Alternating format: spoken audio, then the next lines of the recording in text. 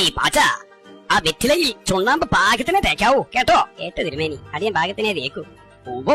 പാകത്തിനെ തേക്കൂത്രേ. ശുംഭൻ, കഴിഞ്ഞ ദിവസേ നീ ചുണ്ണാമ്പ് തേച്ചിട്ട് നമ്മുടെ കവിള കണ്ട് പൊള്ളി.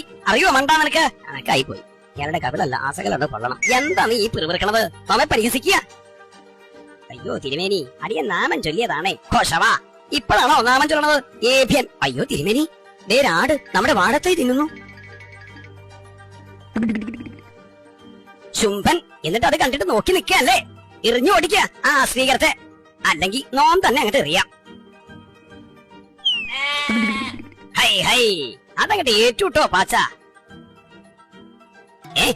ആരാടാ എന്റെ ആട് തെറിഞ്ഞത്? ധൈര്യമുള്ളവൻ ഇങ്ങോട്ട് വാടാ. ഏത് നമ്പൂതിരിയായാലും എന്റെ സ്വഭാവം മാറും. ഞാൻ തന്നെയാ തന്റെ ആടിനെറിഞ്ഞത്. എന്താ എന്റെ വാഴത്തൈ തിന്നാ എനി എറിയും, വേണ്ടി വന്നാ തന്നെ എറിയും. അത്രക്കായോ? താൻ എന്നെ എറിയല്ലേ? എന്നാ കാണട്ടെ. താൻ പോയി എന്റെ വാഴത്തൈ അങ്ങനെ തിന്ന, അപ്പൊ കാണാം നോമെറിയണത്.